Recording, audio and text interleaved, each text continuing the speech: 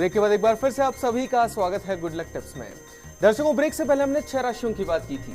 चलिए अभी के लिए आगे बढ़ते हैं और अब बात कर लेते हैं तुला, वृश्चिक और धनु राशि वाले सभी जातकों के बारे में। तुला राशि वाले जो हमारे दर्शक हैं, आज अच्छे समाचार मिल सकते हैं, गुड न्यूज़। कोई काम पूरा भी हो सकता है और लेकिन क्या होता है, कई बार जब हम खुश होते हैं तो खुश होके और एंजॉय करने लग जाते हैं, आगे की सोचना बंद कर देते हैं, तो ऐसा नहीं होना चाहिए। फर्दर प्लानिंग जो है वो हमेशा कंटिन्यूस बनी रहनी चाहिए। रोज़गार के मामलों में किसी से सलाह करिएगा, लाभ होगा।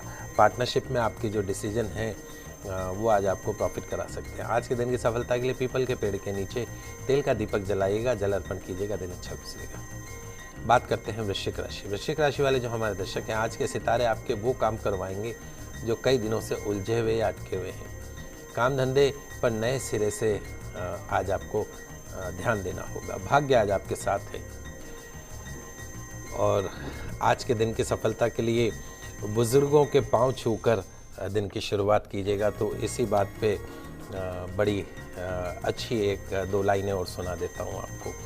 बड़ा अच्छा कहा है कि हम तो पत्थर हैं, हम तो पत्थर हैं, हमारे जो शिल्पकार हैं वो कौन हैं? वो हमारे माता पिता हैं। और यदि हम जीवन में कुछ सफल व्यक्ति बनते हैं तो असली तारीफ के जो हकदार हैं वो हमारे माता पिता हैं। अगर वो नहीं होते तो आज हम भी सेलिब्रिटी नहीं होते। तो इसलिए जो आपके माता पिता हैं, आपके घर के बुजुर्ग हैं, उन्हीं के कारण आज आप सरवाइव कर पा रहे हैं। तो दिन में कम से कम एक बार, 100 बार मत बोलिए, एक बार अपने माता पिता का धन्यवाद अवश्य कीजिए। बात करते हैं धनु राशि वाले जो हमारे दर्शक हैं। आज का दिन काफ़ी क्रिएटिव हो सकता है। कुछ अच्छे ऑफर आज आपके सामने आ सकते हैं। भागीदारी में लाभ मिलेगा। सार्वजनिक जीवन में मान सम्मान मिलेगा। ज़रूरतमंद को चप्पलों का दान कीजिएगा, निश्चित तौर पर दिन अच्छा गुजरेगा। पंडित जी, अंतिम 3 राशियों की तरफ बढ़ने से पहले एक दर्शक और हमारे साथ जुड़े हैं। मंथन जी हैं अजमेर से। इनकी जन्म की तारीख है 31/7/1992 और जन्म का समय है दोपहर का 2:20 का। मंथन जी, आपका बहुत बहुत स्वागत है हमारे कार्यक्रम में। अपना सवाल पूछिए। पंडित जी जय श्री कृष्णा। जय श्री कृष्णा।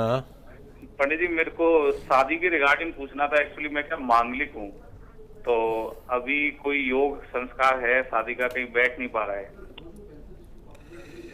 देखिए बेटा मंथन, सबसे पहली चीज़ तो यह है कि मांगलिक होना कोई नेगेटिव चीज़ नहीं माना जाता है। मांगलिक होना बड़ा शुभ माना जाता है और कहा यह जाता है कि जो मांगलिक लोग होते हैं उनकी शादी 24 के बाद होनी चाहिए, 24 साल के पश्चात में होनी चाहिए, क्योंकि 24 साल तक मंगल का असर बहुत ज़्यादा, मंगल का असर तो जीवन भर रहता है, लेकिन 24 के बाद करें तो ज़्यादा अच्छा रहता है। तो अभी 24 आपके कंप्लीट हुए हैं। सूर्य की महादशा आपको 13 जनवरी 2016 से शुरू हुई। आपकी जन्म कुंडली बहुत अच्छी, चंद्र गुरु का गज केसरी योग है, शनि स्वग्रही है आपकी जन्म कुंडली में। हमें जो लगता है आपके विवाह का योग जो बन रहा है वो इस वर्ष के अंत यानी अगले वर्ष की शुरुआत में जनवरी 2018 में आपकी कुंडली में सबसे पहली चीज़ ये है कि आपके सरकारी नौकरी, उच्च पद, IAS जैसी पोस्ट के आपके योग बनते हैं। अपने कैरियर के ऊपर आप कंसंट्रेट कीजिए, मंगल की चिंता मत कीजिए। मंगल का मतलब ये नहीं है कि आपका विवाह लेट होगा, आपका विवाह इस वर्ष के अंत में तय हो जाएगा और अगले वर्ष की शुरुआत में विवाह हो जाएगा। सुयोग्य जीवन साथी की प्राप्ति होगी।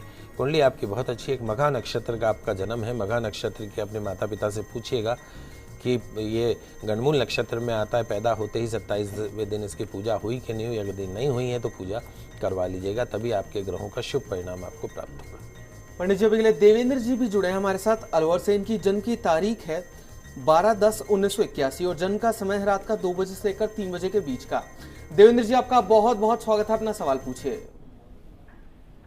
हेलो जी, अपना सवाल पूछिए देवेंद्र जी। नमस्कार रतन जी। पंडित जी नमस्कार। जय श्री कृष्णा। पंडित जी, मैं देवेंद्र अलवर से हूँ। मेरा प्रश्न ये है कि सर्विस के बारे में पूछना है कि गवर्नमेंट जॉब है कि नहीं मेरी। देखिए बेटा, जहाँ तक आपकी जन्म कुंडली की अगर हम बात करते हैं, चूँकि एक तो 2 से 3 का आपने समय बताया है, उस पीरियड के हिसाब से बात करें तो हमें नहीं लगता है कि आपके सरकारी नौकरी के योग बनते हैं। उसका रीज़न ये है कि आपकी जन्म कुंडली में सूर्य शनि की युति बनी हुई है। सूर्य शनि जब साथ हो जाता है तो पितृदोष हो जाता है, और ये पितृदोष के कारण कहीं ना कहीं आपके जीवन में सफलताएं जो हैं वो आपके हाथ में आते आते रह जाएंगी। चंद्र ग्रहण योग बनाता हुआ कालसर्प दोष आपकी जन्म कुंडली में है। मेहनत के पश्चात में भी भाग्य का पूर्ण रूप से आपको साथ नहीं मिलेगा। आपके जीवन की जो तरक्की का जो समय आता है अगले साल 2018 फरवरी से शुरू होता है। पितृदोष की शांति के लिए नियमित रूप से अपने पितरों के नाम का शुद्ध देशी घी का दीपक जहाँ पानी के मटके के पास में वहाँ पे जलाइए, और श्राद्ध पक्ष में अपने पितरों को प्रसन्न कीजिए, अमावस पे अपने पितरों को प्रसन्न कीजिए। इस कालसर्प दोष की शांति के लिए यदि आप चाहते हैं कि सरकारी नौकरी आपको मिले और आप जीवन में सफल व्यक्ति बने, तो एक बार उज्जैन जाके कालसर्प दोष के विधान से पूजा करवा दीजिए। पास में कोई भैरव जी का मंदिर हो तो रविवार के दिन भैरव जी के मंदिर के दर्शन कीजिए, दाल की कचौरी, दही, इमरती चढ़ाइए, संभव हो तो छोले चढ़वाइए, सफलताएं आपके कदमों को चूमेंगी। तो चलिए दर्शकों, भी आगे बढ़ते हैं और अब बात कर लेते हैं अंतिम 3 राशियों के बारे में, जो कि मकर, कुंभ और मीन राशि। मकर राशि वाले जो हमारे दर्शक हैं, किसी बड़े काम के लिए हिम्मत से आज यदि आप खुद कोशिश करेंगे तो सफलता मिलेगी। यदि आप पॉजिटिव हैं तो निश्चित तौर पर सफलता मिलेगी, और एक नकारात्मक सोच के साथ जा रहे हैं तो फिर सफलता नहीं मिलेगी, क्योंकि आज लक फैक्टर का आपको सपोर्ट मिल रहा है, तो गो फास्ट चाहिएगा। आज के दिन की सफलता के लिए सफेद पुष्प पितरों को अर्पण कीजिएगा। अगली जो राशि है कुंभ राशि। आज कोई नया काम ना करें और ना ही करने की प्लानिंग करें। जो डेली रूटीन के जो काम है उनको कीजिए, वही काम करें जो ज़रूरी हो। शांत होकर अपने काम पे कंसंट्रेट करें। छोटी कन्याओं को उनकी पसंद का कुछ मीठा खिलाइएगा। अंतिम जो राशि मीन राशि। प्रायोरिटीज़ आज आप डिसाइड नहीं कर पाएंगे कि आपको करना क्या है, और जब हम प्रायोरिटीज़ डिसाइड नहीं कर पाएँ तो don't get to be confused. जो काम सामने आए उसको फिनिश करते चले जाएं। बिजनेस या निवेश का कोई प्रस्ताव है तो उस पर सावधानी से विचार करें। तुलसी जी की परिक्रमा करके आज घर से निकलेगा, दिन अच्छा गुजरेगा। तो दर्शकों, ये तो हमने बात की आज के दैनिक राशिफल की। चलिए अभी के लिए आगे बढ़ते हैं और पंडित जी से जान लेते हैं कि आज का गुड लक टिप क्या कुछ खास लेकर आया है आप सभी के लिए। दोस्तों, जिस तरीके से हम कहते हैं कि यू नीड हार्ड वर्क, अगर लाइफ में आपको सक्सेस चाहिए तो आपको मेहनत करनी होगी, परिश्रम करना होगा, हार्ड वर्क करना होगा। अब परिश्रम भी कर लिया, मेहनत भी कर ली, हार्ड वर्क भी कर लिया, तो थोड़ा विश्राम भी तो चाहिए, रेस्ट भी तो चाहिए, आराम भी तो चाहिए। उससे क्या होता है, जीवन के लिए, अगले दिन के लिए एक नई एनर्जी हमको प्राप्त होती है। तो विश्राम कहाँ किया जाए, नींद कहाँ ली जाए? आपका बेडरूम, आपका शयन कक्ष। That is the most important room of your house. तो अगर आप कुछ विशेष बातों का ध्यान रखें आपके बेडरूम में, आपके शयन कक्ष में, तो निश्चित तौर पे एक बेटर स्लीप आप ले सकते हैं। एक बेटर एनवायरनमेंट बेडरूम में डेवलप हो सकता है। शयन कक्ष में वास्तु के विरुद्ध कार्य जो है लाइफ में बहुत सारी परेशानियां लेकर आता है। हस्बैंड वाइफ के रिलेशन में फ्लक्चुएशन रहता है, बच्चे कंसंट्रेट नहीं कर पाते हैं, उनसे बचना चाहिए। आइए जानते हैं कुछ ऐसी सिंपल सी बातों के बारे में जिनको बेडरूम से दूर रखना चाहिए। एक तो बेडरूम में जो आपका जो बेड है वो कभी भी दीवार से सटा हुआ नहीं होना चाहिए। अगर ऐसा है तो उस पर सोने वाले यदि हस्बैंड वाइफ हैं तो उनके रिलेशंस के लिए वो अच्छा नहीं माना जाता है, ब्रेकअप होता है रिलेशंस में। मैरिड लाइफ जो है वो हैप्पी नहीं बनी रहती, there lot of fluctuation in the married life. Bedroom में सोते समय आपके जो पाँव हैं वो दरवाजे की ओर नहीं होने चाहिए, अच्छा नहीं माना जाता है। It's negative for health point of view. स्वास्थ्य कमजोर होता है, एज फैक्टर पे उसका असर देखने को मिलता है। बेडरूम में कभी भी खाना नहीं खाना चाहिए, सोने की जगह सोइए सिर्फ। स्थान के अभाव के कारण बेडरूम में खाना पड़े तो झूठे बर्तन वहाँ नहीं रखने चाहिए, हटा देने चाहिए। और जिस स्थान पर आप आराम कर रहे हो, विश्राम कर रहे हो, सो रहे हो, वहाँ झूठे बर्तन रहने से नेगेटिव एनर्जी फ्लो करती है। वो आपके माइंड को स्ट्रेसफुल बना देती है, आपके रिलेशंस को स्ट्रेसफुल बना देती है, हस्बैंड वाइफ के बीच में वैचारिक मतभेद बना देती है। और स्पेशली जो आग्नेय कोण के अंदर जो बने हुए कमरे होते हैं, साउथ ईस्ट कॉर्नर जो होता है, वो बिकॉज चूँकि आग्नेय से संबंधित है, अग्नि से संबंधित है, वहाँ पे बेडरूम नहीं होना चाहिए।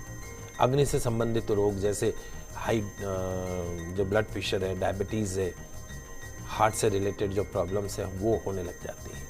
हस्बैंड वाइफ के बीच में आपसी मतभेद होने लग जाते हैं, अनबन होने लग जाती है। शयन कक्ष यदि दक्षिण पूर्व में हो, गुस्सा आता है क्योंकि वो अग्नि की जगह है, और जहाँ अग्नि की जगह वहाँ सोएंगे तो वो अग्नि अपना असर दिखाएगी, गुस्सा आएगी। कहीं और नहीं बना सकते तो उस कमरे का जो साउथ वेस्ट कॉर्नर है वहाँ पे बेड रख दीजिए और दक्षिण दिशा में सिर करके सोइए। फालतू खर्च यदि बढ़ाना हो और अगर बात के झगड़े करने हो तो आग्नेय कोण में सोइए। फिर भी रेमेडी के लिए एक वहाँ पे रेड कलर का अपन बल्ब वहाँ पे जला सकते हैं 24 आवर्स। तो कुल मिला के ये है कि आग्नेय कोण के जो कमरे होते हैं उसमें बेडरूम नहीं होना चाहिए, क्योंकि वो हस्बैंड वाइफ जो है वो उनके रिलेशंस पे बहुत ज़्यादा नेगेटिव असर आता है। आग्नेय कोण के अंदर जो भी रूम होता है वो उसको हम गेस्ट रूम बना सकते हैं, शयन कक्ष उसको मत बनाइएगा। तो इन सरल सी बातों के ऊपर ध्यान दीजिएगा, निश्चित तौर पे आपका जो बेडरूम है वो आपको एक सुखद माहौल देने लगेगा। तो दर्शकों, हम आशा करते हैं कि हमारे कार्यक्रम आज आपको काफी पसंद आया होगा। पंडित जी हमारे स्टूडियो में आने के लिए और दर्शकों की समस्याओं का समाधान करने के लिए आपका बहुत बहुत शुक्रिया। आप सभी का आज का दिन मंगलमय हो, शुभ हो। जय श्री कृष्णा, जय माता की, जय श्री हरि। तो दर्शकों, आप सभी हमें सोमवार से शुक्रवार कॉल कर सकते हैं हमें हमारे स्टूडियो नंबर्स पर और जान सकते हैं अपनी समस्याओं के समाधान। तो कल फिर मिलेंगे, तब तक के लिए खुश रहिए, अपना ख्याल रखिए, नमस्कार।